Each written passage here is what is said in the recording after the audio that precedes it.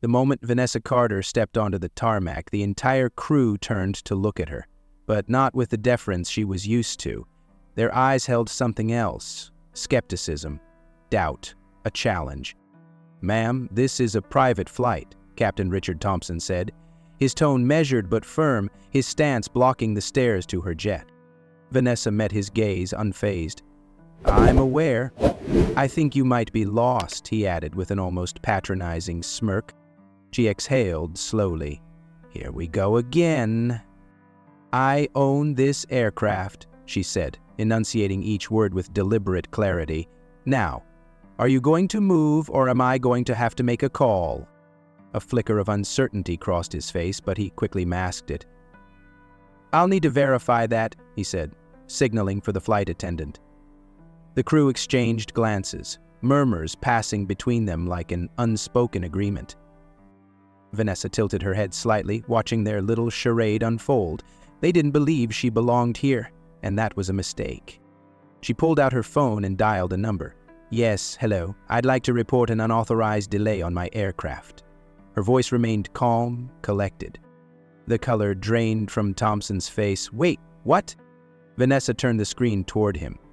"That's the CEO of this airline, and I don't think he'll be too happy to hear about your protocols." Silence. Then, a single buzz from the flight attendant's earpiece. She stiffened, listening, then turned to Thompson. "Sir, we've received confirmation.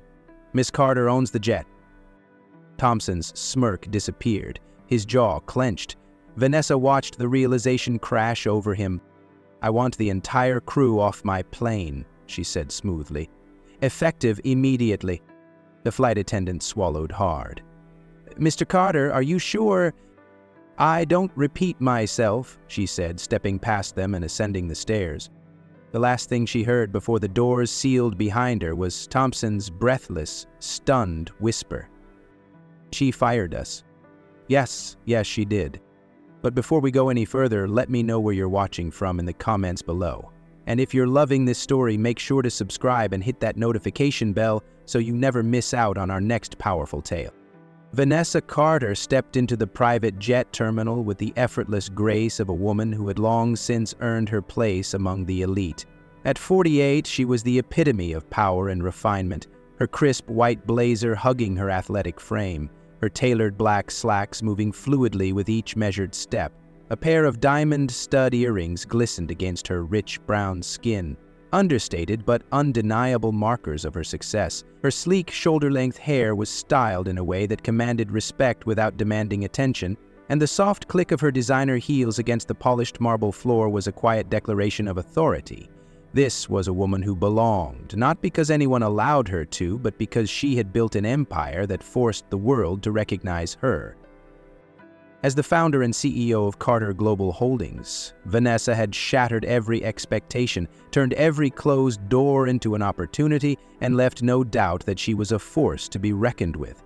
What had started as a small AI startup in a cramped Silicon Valley apartment had, under her relentless drive, become a multi-billion-dollar corporation with international influence. From pioneering AI-driven logistics to reshaping cybersecurity, her company wasn't just a player in the industry, it was setting the rules. And yet, despite the accolades, the net worth, the Forbes covers, and the speeches at global summits, she knew one truth would always follow her. In certain spaces, people would always question her right to be there.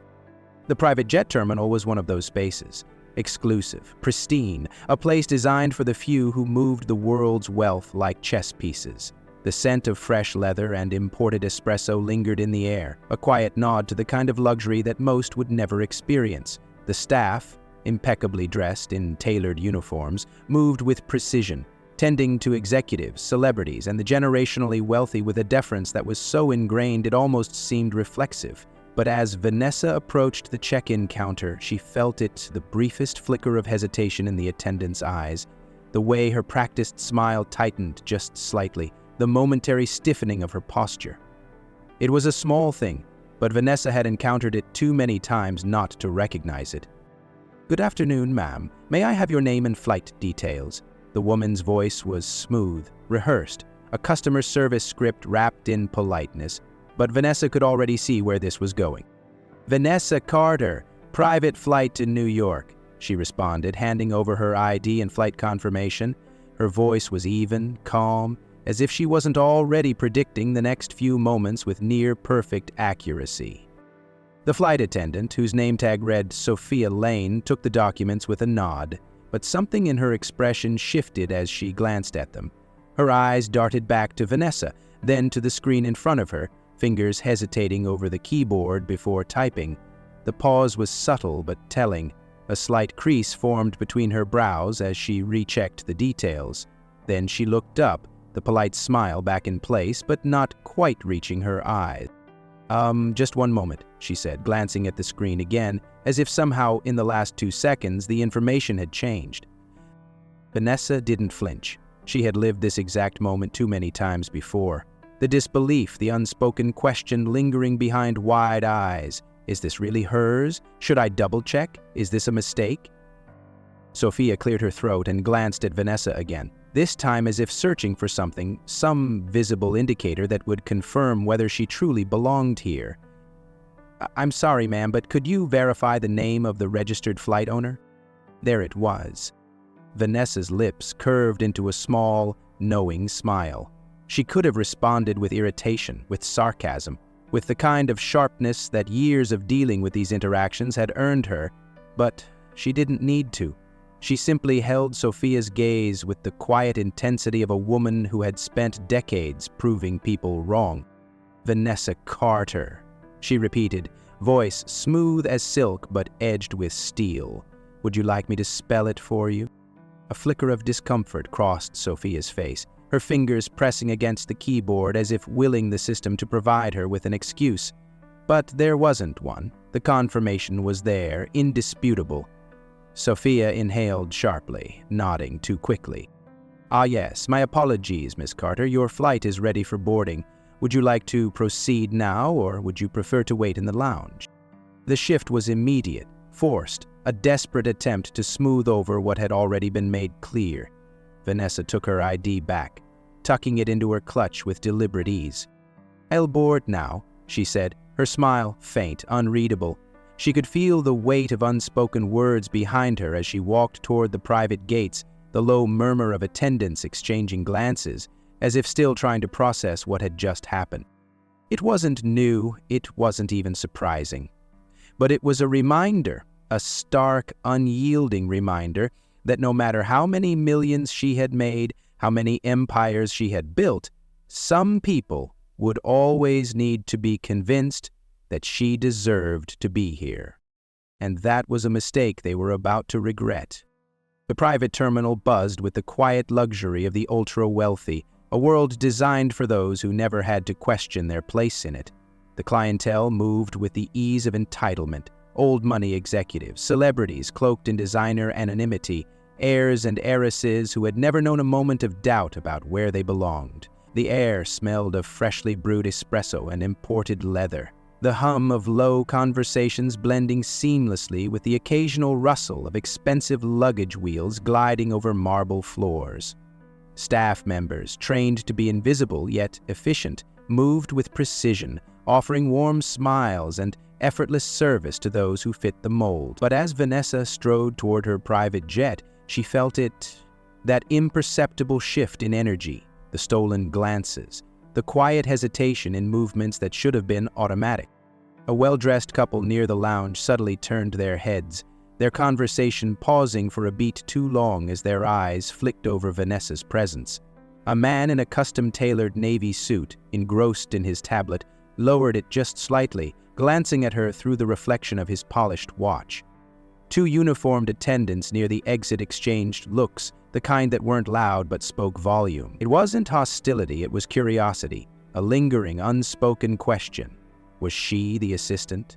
The +1? The mistake?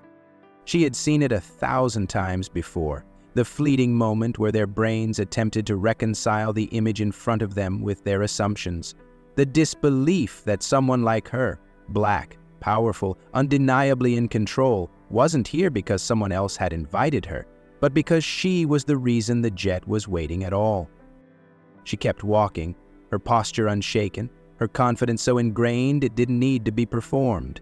But just as she neared the gleaming steps of the aircraft, a tall figure stepped into her path, blocking her way. Captain Richard Thompson stood with the calculated authority of a man who believed himself untouchable. His pressed uniform was pristine, his polished shoes reflecting the overhead lights like mirrors.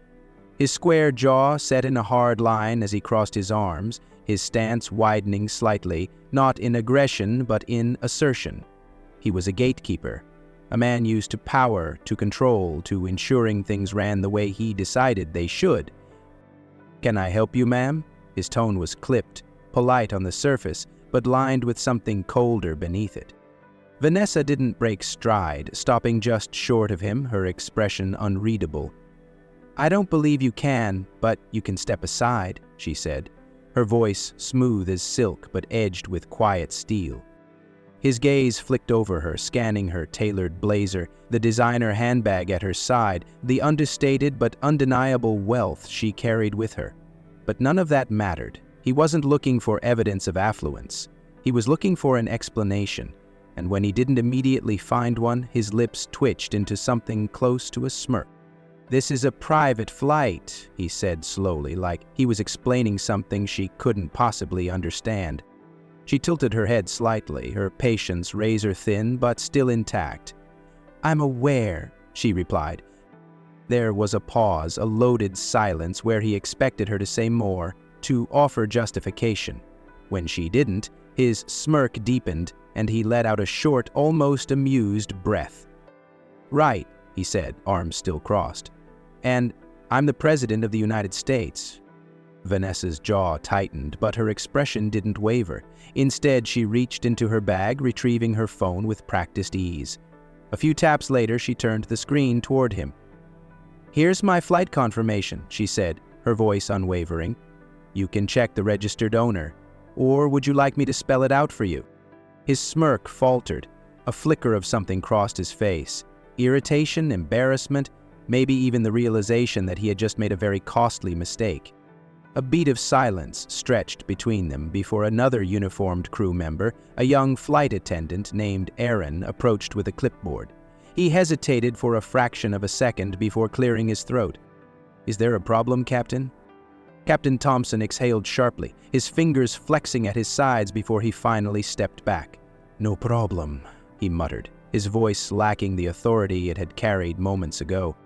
Vanessa held his gaze for a second longer before stepping forward, her heels clicking against the metal stairs as she ascended into her own jet. Vanessa stepped into the jet, expecting the familiar embrace of luxury, but instead, she was met with something colder, something calculated.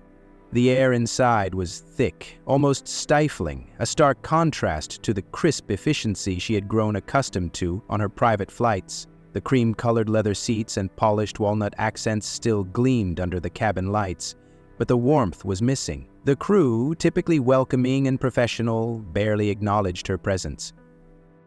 A flight attendant named Aaron stood near the galley, clipboard in hand, his knuckles gripping the edges just a little too tightly.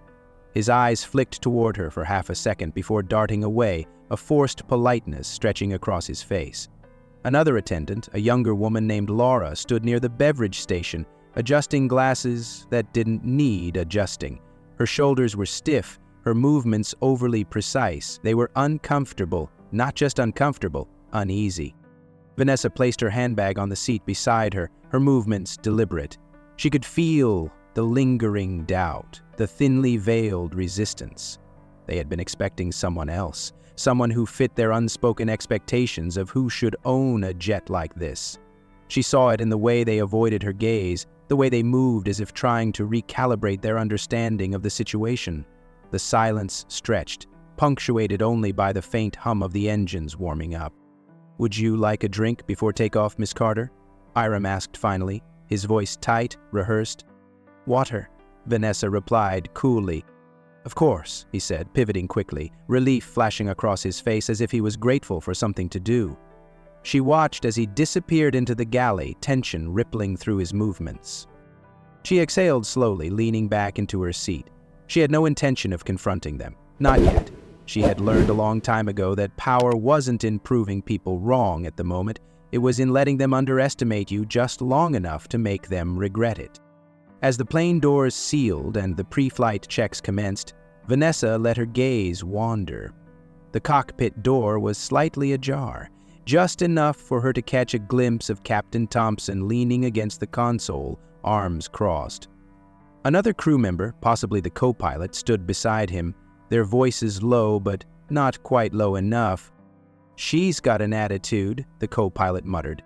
"Figures," Thompson scoffed. "Think she runs the place. Let's take our time with this one." Vanessa's pulse remained steady, her expression unchanging. "Might be some delays," Thompson continued, his voice dripping with amusement.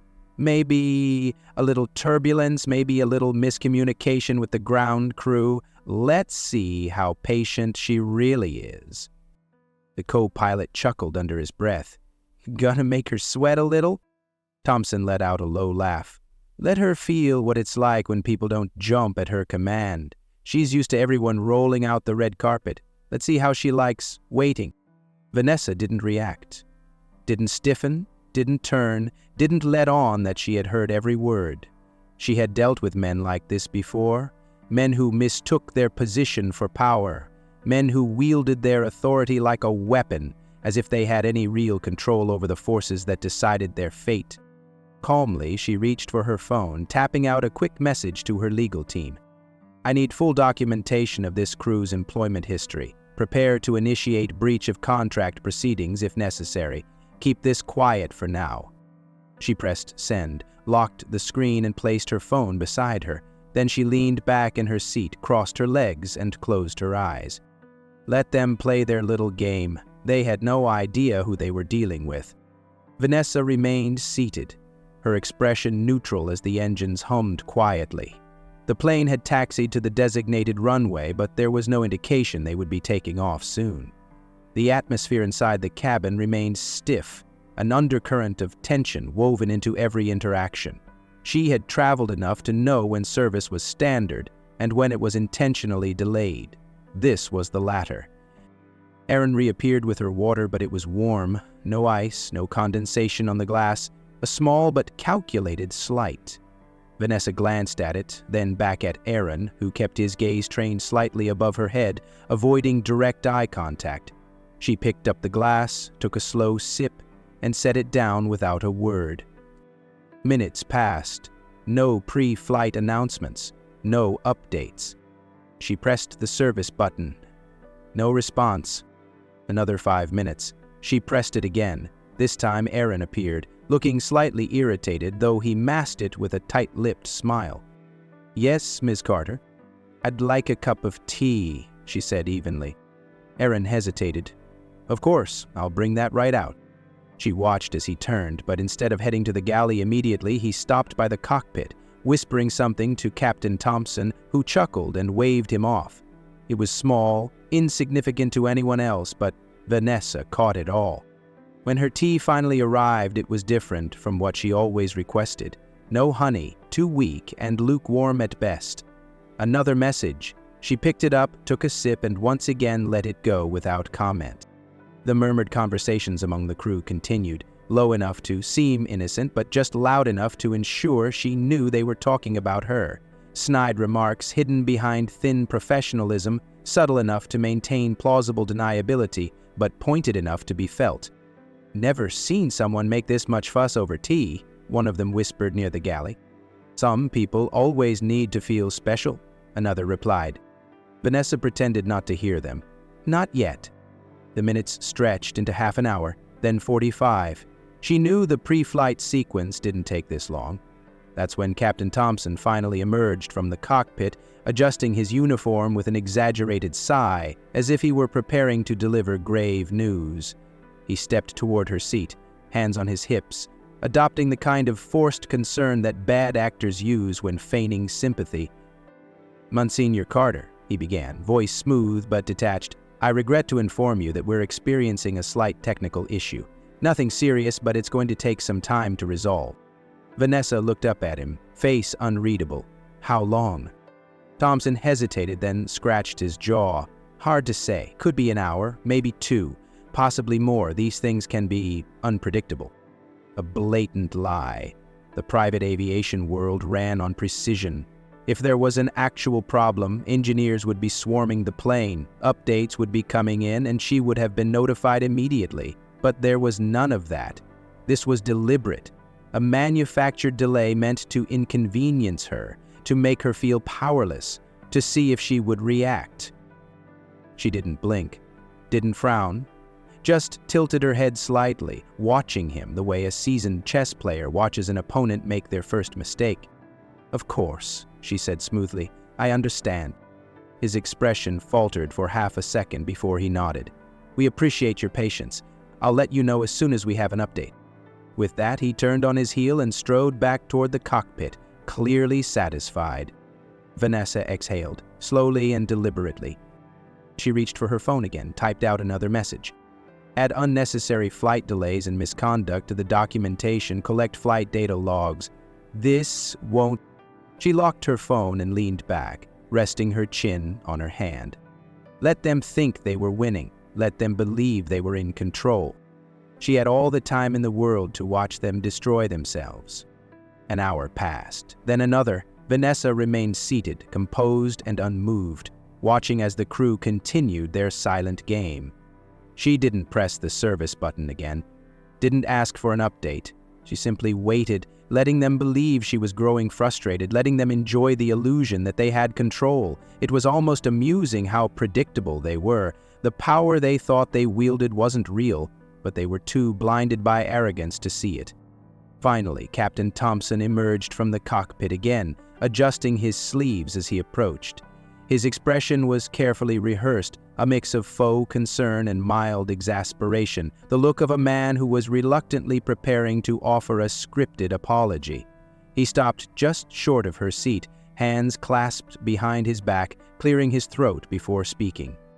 "Ms. Carter, I wanted to personally apologize for the delay," he said, his voice measured but lacking any real sincerity. "We take every precaution to ensure our flights run smoothly, but occasionally technical issues arise that are out of our hands. I appreciate your patience." Vanessa glanced up at him, waiting, because she knew there was more. "I also want to clarify that there was no ill intent earlier when you boarded," he continued, shifting his weight slightly. "We have protocols in place, and sometimes they require additional verification to maintain the security of our flights." There it was. Vanessa tilted her head slightly, her lips curving into something that was almost a smile but carried none of the warmth. "And tell me, Captain," she said, her voice silk smooth but laced with quiet steel, "are your protocols designed to question the owners of this jet? Or just the ones who look like me?" Silence. A thick, palpable stillness settled over the cabin, pressing down like a storm cloud. The crew members who had been moving about suddenly found reasons to stop, their backs stiffening as if bracing for impact. Aaron, standing near the galley, pretended to adjust a stack of napkins, but wasn't fooling anyone. Laura, the younger attendant, swallowed hard, her gaze flickering toward Vanessa before quickly looking away. Thompson's jaw tightened. He hesitated for a fraction of a second, just long enough for the weight of her words to sink in. Then he forced out a tight chuckle, a poor attempt at brushing off the accusation. "Now, Miss Carter, I think you might be misunderstanding." "I don't misunderstand much, Captain," Vanessa interrupted smoothly, crossing one leg over the other as she leaned back, studying him. "I understand exactly what happened. I understand exactly what's happening now." Thompson's smirk faltered, and for the first time since she had stepped onto the jet, he looked uneasy. Vanessa let the silence stretch, let him feel the discomfort of his own making. "Tell me," she continued, her voice calm but unyielding, "if a man in a tailored suit, salt and pepper hair with a Wall Street accent had approached this jet, would he have been stopped at the stairs? Would he have been asked to prove that he belonged?" Thompson's lips pressed into a thin line. "Ms. Carter, I assure you." "Answer the question," Vanessa cut in, her voice still quiet, still smooth, but suddenly sharper than a blade. He exhaled through his nose, frustration creeping into his expression. "We don't make assumptions about passengers," he said finally, his words slow, controlled, careful. "We follow standard procedure." "Interesting," Vanessa mused, tilting her head slightly, "because from where I'm sitting, it looks a lot like an assumption was made the second I walked into this terminal. And that assumption didn't end when I stepped onto my jet. It's been running in the background this entire flight, shaping every interaction, influencing every decision. I assume that's just part of your standard procedure, too?" Thompson's grip on his wrist tightened. He didn't respond. He didn't have a response. Vanessa gave a slow, measured nod. "That's what I thought." The tension in the cabin was suffocating now, thick enough to taste. The quiet shuffle of the crew, the exchanged glances, the barely contained discomfort, it was all laid bare now, exposed under the weight of the truth they had hoped to keep hidden. Thompson cleared his throat again, but this time it wasn't with confidence. "We value all of our passengers," he said stiffly, his voice now clipped, defensive. "There was no disrespect intended." Vanessa simply watched him for a moment, her silence more commanding than any response she could have given. Then she offered him the same kind of hollow smile he had given her earlier. "Good," she said, her voice cool, effortless. "Then I'm sure there won't be any further misunderstandings for the remainder of this flight." Thompson didn't reply. He gave a curt nod, turned on his heel, and strode back toward the cockpit, his shoulders just a little stiffer than before.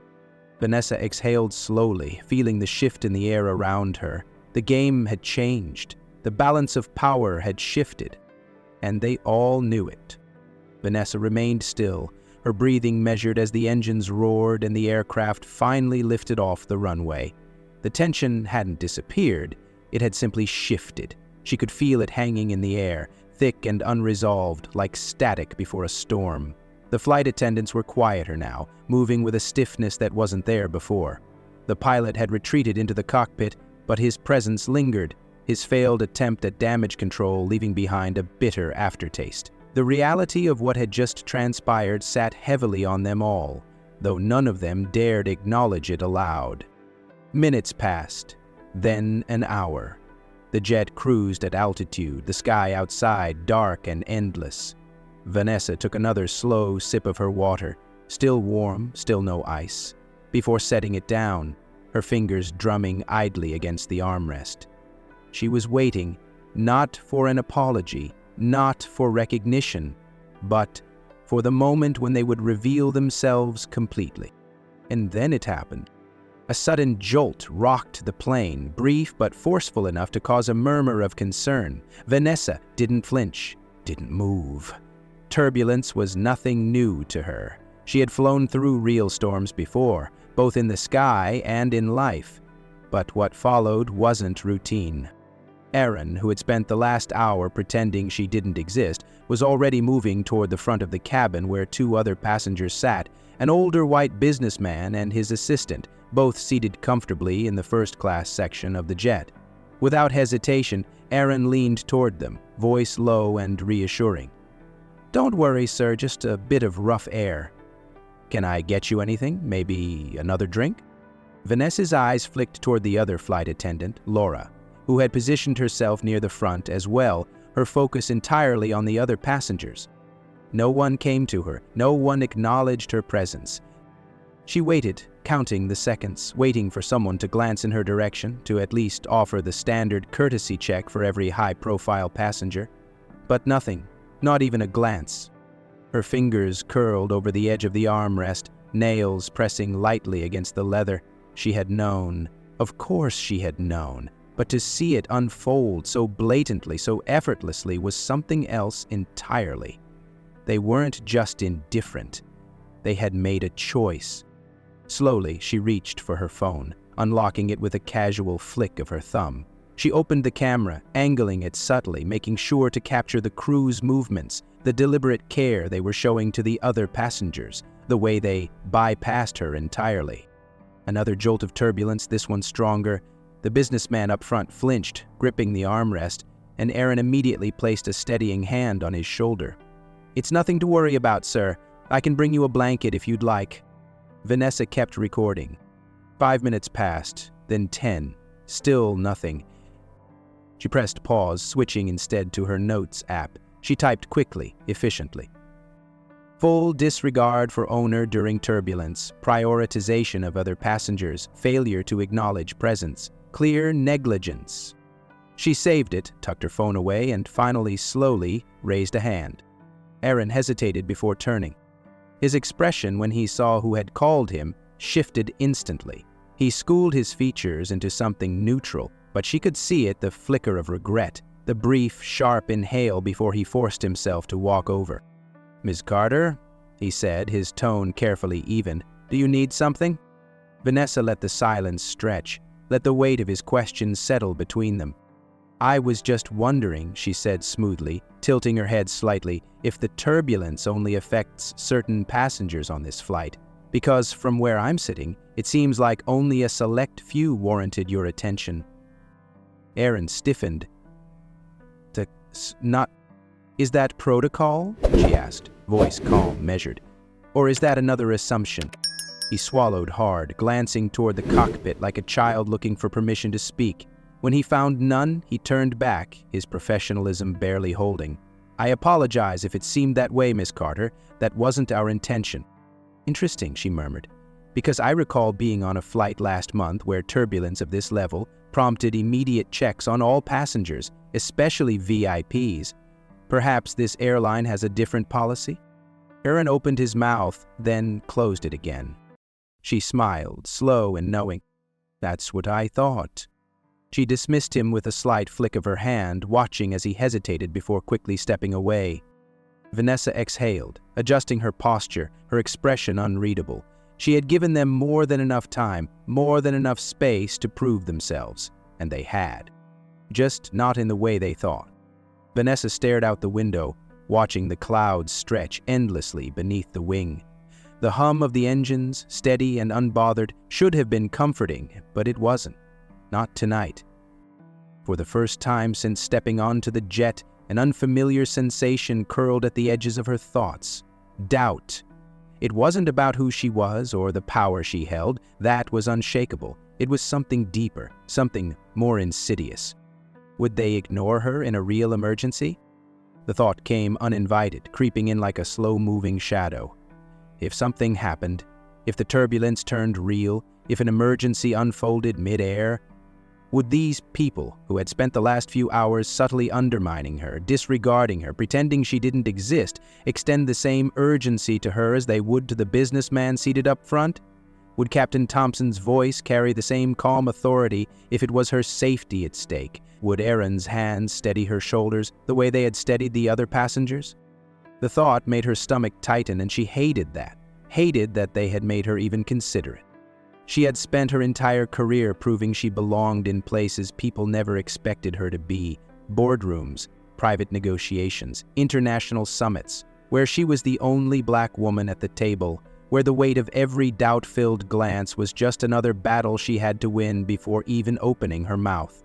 She had fought for respect, not through demand, but through undeniable results. But here, in this moment, 0 feet in the air, she was forced to acknowledge a terrifying truth. No amount of success could completely shield her from the quiet, dangerous way people decided whose lives were worth prioritizing. She clenched her jaw, inhaling deeply through her nose, forcing herself to push the thought down deep where it couldn't reach her. She refused to let them win. Her fingers curled into her palm, nails pressing against her skin, grounding herself in something tangible. Fear was a weapon she refused to hand over. If she allowed herself to sit in that thought for too long, it would take root, and she wouldn't let them have that kind of control over her. Instead, she exhaled slowly, releasing it, forcing the tension from her body. She wouldn't be shaken, not by them, not by this. She adjusted in her seat, smoothing the fabric of her blazer, lifting her chin ever so slightly. Strength wasn't about never feeling vulnerable. It was about what you did when vulnerability tried to take hold. And Vanessa Carter did not let fear make decisions for her. They thought they had the upper hand. They thought they could make her question her place here. They had no idea that she had already decided exactly how this was going to end. Vanessa exhaled slowly, forcing herself to remain still as she watched Aaron approach with her meal tray. His movements were too precise, too intentional, the kind of forced efficiency people used when they were overcompensating. He set the tray down on the table in front of her without a word, then turned to leave as quickly as he had arrived. No eye contact, no acknowledgement. She looked down. The meal was wrong. Not just slightly off, completely different from what she had requested. The grilled salmon she always ordered on this flight had been replaced with a bland, rubbery-looking chicken dish. The vegetables, normally roasted and seasoned, were undercooked, carelessly tossed onto the plate. There was no dressing for the salad, no lemon wedge for the water. Everything about it screamed intentional. She let out a slow breath, her fingers tightening around the edge of the tray. She waited, giving Aaron a moment to realize his mistake, to correct it, to even attempt an apology. Nothing. She raised a hand slightly, her voice calm but firm. Aaron. He hesitated before turning back, his forced neutrality barely covering the annoyance in his eyes. Yes, Miss Carter? Her gaze flicked to the plate, then back to him. This isn't what I ordered. He blinked, feigning confusion. Oh? I believe that's what was prepared for you. She didn't move. Try again. Something flickered in his expression, a flash of irritation so brief that most wouldn't have caught it. He sighed, shifting his weight slightly. I can check with the galley, but I believe this is the meal request we received. Vanessa held his gaze unblinking. Do you... A muscle in his jaw tensed. There it was, the line between passive incompetence and active disrespect. The air between them tightened, and for the first time, the power dynamic shifted so abruptly that even Aaron seemed to feel it. Vanessa wasn't questioning him.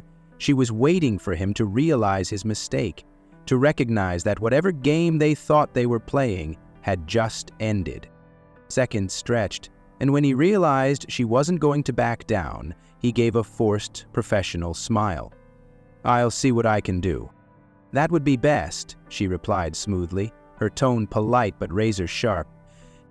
He turned and disappeared into the galley, and Vanessa exhaled, rolling her shoulders back. This wasn't just about the meal. It was about every moment since she had stepped foot in this terminal. The glances, the hesitations, the manufactured delay, the turbulence test, the pointed, deliberate dismissal of her presence. Enough. Her patience had been a gift, one they had wasted. She unlocked her phone, scrolling back to the messages she had sent to her legal team. Then, with the same quiet, unshaken certainty that had built her empire, she typed out one final instruction. Proceed. Fire them all. She pressed send, set her phone down, and leaned back in her seat. Let's see if they liked the taste of this surprise. The plane began its descent, the city lights of New York sprawling out beneath them in a glittering web. Vanessa remained still, her fingers lightly tapping against the armrest as she watched the flight attendants move through the final checks. They seemed lighter now, more at ease, as if believing they had successfully put her in her place. She had been patient, she had allowed them their petty games. But patience was not the same as forgiveness. As the jet touched down smoothly, Captain Thompson emerged from the cockpit, adjusting the cuffs of his uniform like a man who had just completed another routine flight. His smirk was back, barely noticeable, but unmistakably there as he approached her seat with a careful balance of forced politeness and lingering arrogance. Miss Carter, he said, his voice carrying that same patronizing tone he had used when he first blocked her at the stairs. I trust your flight was satisfactory. Vanessa let the silence stretch, taking in his expression, the way he looked at her as though expecting some form of begrudging acceptance. She tilted her head slightly, eyes cool, unreadable. Then, with a kind of precision that only true power afforded, she delivered her response. Adequate, she said, her voice smooth, deliberate, which is far below what I expect from my employees. His smirk vanished. Behind him, Aaron and Laura stiffened, their postures betraying their unease. The words had landed, and they knew. They knew. Vanessa uncrossed her legs, standing slowly, gathering her bag with an air of complete control. But she didn't move toward the exit. Instead, she reached for her phone and, with the same measured grace, made a single call. "She's landed," she said simply, her tone businesslike. "Proceed." She ended the call, slipping her phone back into her bag, and turned to the nearest window. On the tarmac, a cluster of sharply dressed individuals had already gathered near the hangar, her legal team waiting exactly where she had instructed them to be. Captain Thompson noticed them at the same time she did. His posture stiffened, his eyes narrowing slightly as his gaze flicked between Vanessa and the people outside. The color drained ever so slightly from his face. "What?" he started, but she cut him off with a small, knowing smile. "Your employment with this jet service is terminated effective immediately," she said, her voice cool and effortless. "Your names have already been flagged for misconduct. That means that as of now, none of you will be flying under this service or any of our affiliated private carriers again." Aaron made a strangled noise in the back of his throat.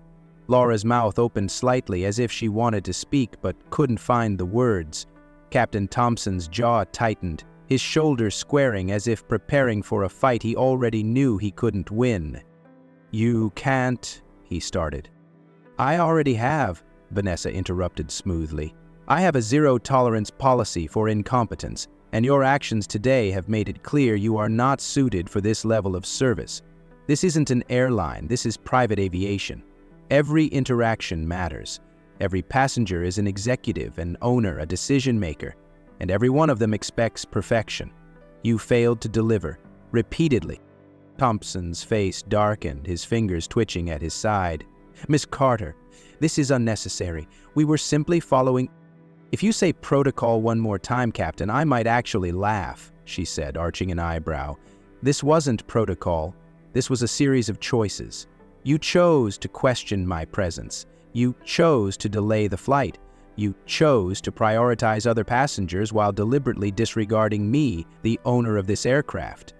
Every step of the way, you confirmed exactly why you don't deserve the positions you hold." Silence.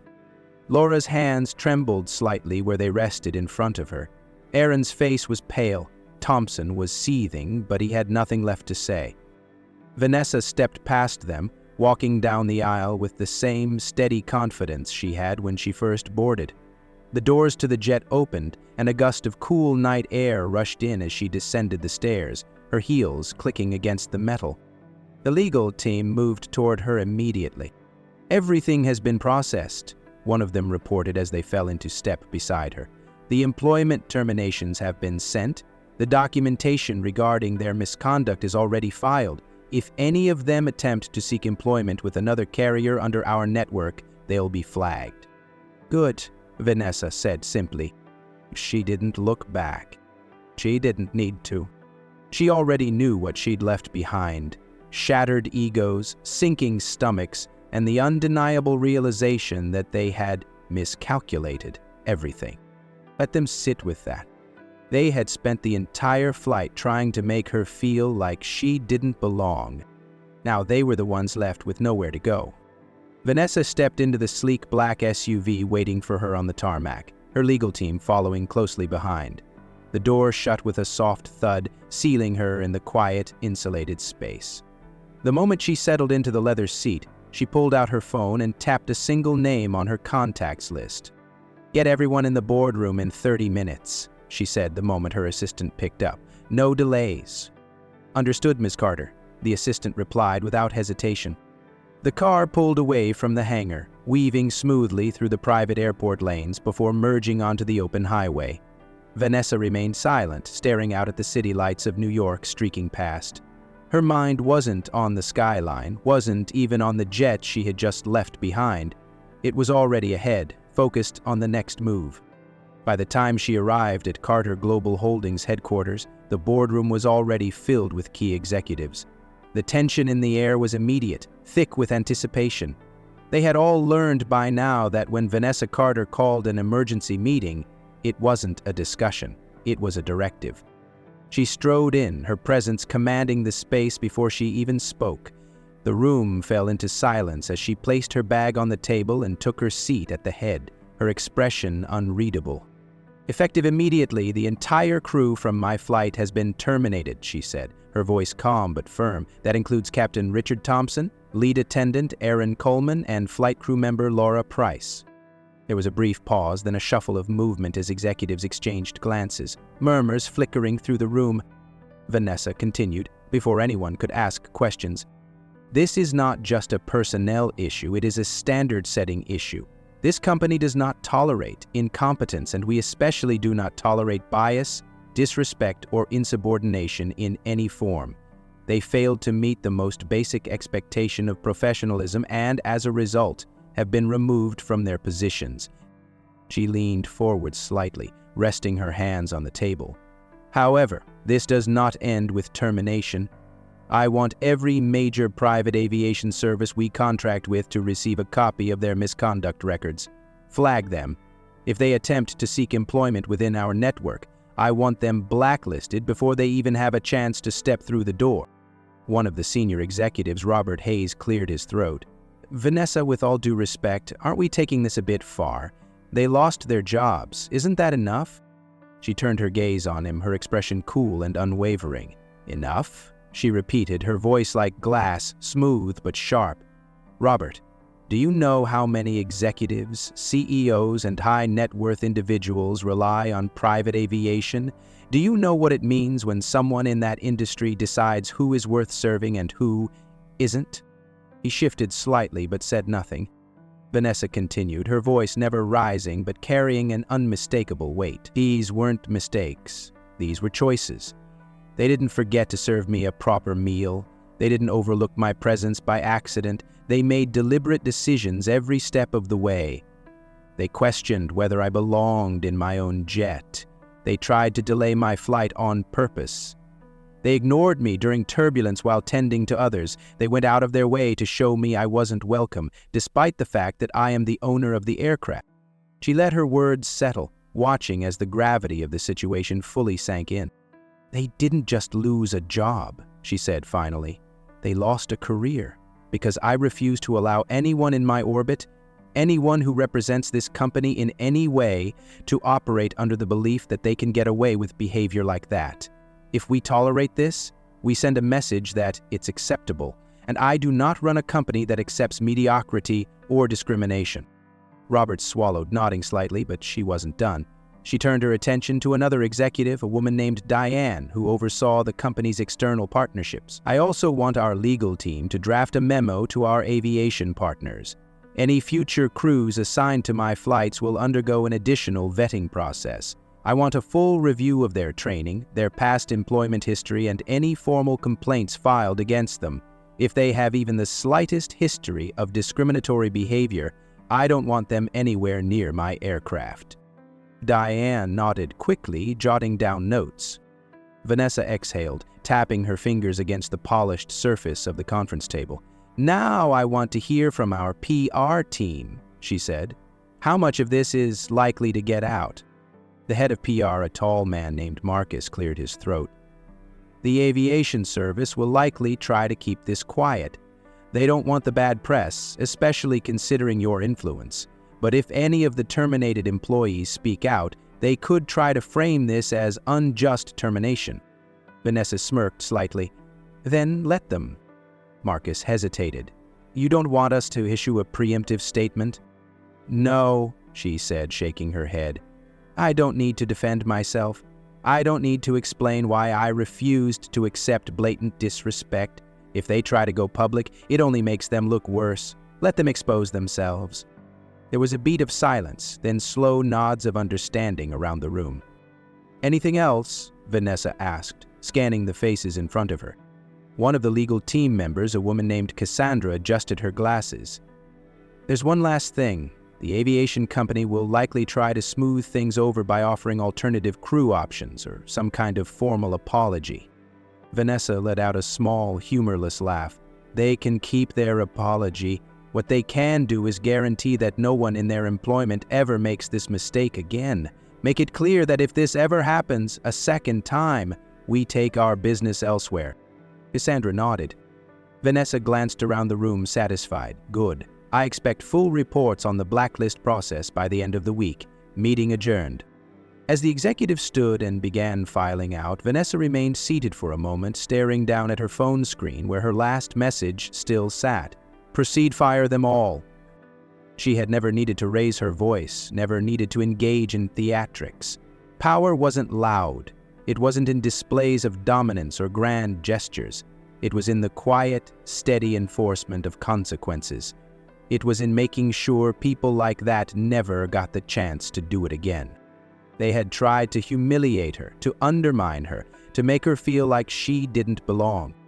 Now they would spend the rest of their careers realizing they no longer belonged either.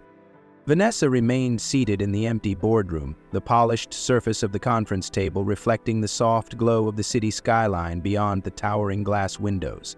The meeting was over, the decisions made, the consequences set in motion. The crew that had spent an entire flight attempting to diminish her had now been erased from the industry they believed gave them power. It was done. And yet the weight of the evening lingered, pressing against her like an unseen force. This had never just been about a flight. The jet, the service, the dismissive looks, the manufactured inconveniences. It was all part of something larger, something that followed her no matter how much success she achieved. She had been underestimated in boardrooms where she owned half the companies sitting at the table. She had been spoken over in meetings where her word carried the most weight. She had been mistaken for an assistant, a secretary, a guest, in places where she was the one signing the checks. And tonight had been another reminder that no matter how high she climbed, there would always be those who saw her presence as something to be questioned. She had seen the crew's expressions change the moment they realized she wasn't just another passenger. First came disbelief, then discomfort, then resentment. The weight of their assumptions had settled on her shoulders the second she stepped into that terminal, and with every passing moment, they had tried to prove that she didn't belong. They weren't just incompetent, they had been deliberate. They had tested her patience, her resilience, her dignity, and they had done so believing they would get away with it. But they hadn't. Vanessa didn't just win tonight, she changed the game. She had never been one to demand respect with words. She had built an empire that required respect, but this was different. This wasn't just about running a business, making strategic moves, or outperforming competitors. This was about sending a message, one that extended far beyond this flight, beyond this crew, beyond the names that would now sit flagged in hiring databases. It was about the next black woman who would walk into a private terminal and be met with the same doubt, the next successful woman of color who would be made to feel like she needed to prove she belonged in a space she had already earned, the next moment where bias, whether subtle or overt, would attempt to make someone smaller than they were. Vanessa knew that if she had let this go, if she had dismissed the small slights, the passive-aggressive service, the deliberate acts of disrespect, it wouldn't have just been about her. It would have reinforced the idea that this was acceptable, that it was just how things were, and she refused to let that be the case. She had held her ground not just for herself, but for every person who would come after her, for every time someone like her was made to feel like their presence needed justification. She had enforced consequences, not out of pettiness, not out of vengeance, but because power meant ensuring that no one else had to experience what she had. She stood slowly, picking up her bag and phone, taking one last look at the skyline before heading for the door. The city stretched before her, vast and alive, a testament to ambition and perseverance. She had carved out her place in this world, and no one had the right to challenge that. As she stepped into the hallway, her heels clicking against the polished floor, she thought back to the crew members' faces as realization dawned on them, the slow unraveling of their confidence, the way their authority crumbled under the weight of their own choices. They had tried to make her feel small. Instead, she had reminded them exactly who she was. Vanessa walked through the quiet halls of her headquarters, her mind steady, her pace unhurried. The night had been long, filled with moments that tested her patience, her dignity, and the weight of the success she had earned. But as she stepped into the waiting elevator, she wasn't thinking about the crew she had just removed from the industry, or the executives who had sat across from her, grappling with the scale of what had happened. Instead, she thought about the millions of moments, just like this one, happening all over the world. Moments where someone was forced to fight for respect that should have been automatic. How many people had walked into rooms where they belonged, only to be met with doubt? How many had been made to feel like an outsider despite their qualifications, their expertise, their undeniable right to be there? How many times had bias, subtle, ingrained, sometimes even unintentional, acted as an invisible force pressing against them, forcing them to prove themselves over and over again? And the question that lingered, the one she knew wasn't just for her but for every person who had ever faced this same reality. What do you do when the world tells you that you don't belong? Do you shrink yourself, make yourself smaller to avoid confrontation? Do you push forward, swallowing the microaggressions, telling yourself it's not worth the fight? Or do you do what Vanessa Carter did? Do you stand your ground? Do you refuse to let disrespect go unchecked? You hold people accountable not just for yourself, but for the next person who walks into that same space. Have you ever had to fight for the respect that should have been given to you the moment you stepped through the door? Have you ever been made to feel like your success wasn't enough proof that you belonged? What would you have done in Vanessa's place? This isn't just her story. It's the story of so many people who have had to fight battles that others never even see. The battle of walking into a luxury boutique and being followed by security. The battle of speaking in a meeting and having your ideas ignored until someone else repeats them. The battle of sitting at the head of a boardroom table and watching the flicker of doubt in the eyes of people who report to you. Vanessa didn't just win tonight. She didn't just fire a crew. She sent a message. Because power isn't just about owning the jet. Power is making sure the rules apply to everyone. Power is refusing to accept less than what you deserve, no matter how subtle the slight, no matter how small they try to make you feel. They questioned if she belonged. Now they'll never forget who she is. So tell me, if this had been you, what would you have done? Vanessa stepped out of the building, the city's cool night air washing over her like a quiet affirmation. The weight of the evening, of the countless unspoken battles that had led to this moment, settled into something steadier. Something that wasn't anger or frustration, but resolve. The kind of resolve that had built empires, that had shattered expectations, that had forced the world to recognize her for what she was, undeniable. But this was never just about her. It was about every person who had ever been dismissed before they even spoke. Every individual who had walked into a room and felt the shift, the silent questioning of their presence. Every professional who had their expertise overlooked, their authority tested in ways that others never had to experience. These moments aren't just stories, they are lived realities. They happen every day, in boardrooms, in stores, in classrooms, in the smallest of exchanges that add up to something much heavier than a single moment of doubt. And the question remains, what do you do when you are faced with that moment? Do you let it pass, letting it become just another instance of injustice that goes unchallenged? Or do you stand your ground and make sure they never forget who they underestimated?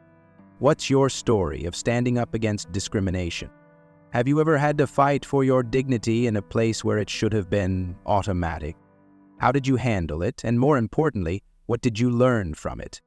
Drop your experiences in the comments below. Let your voice be heard.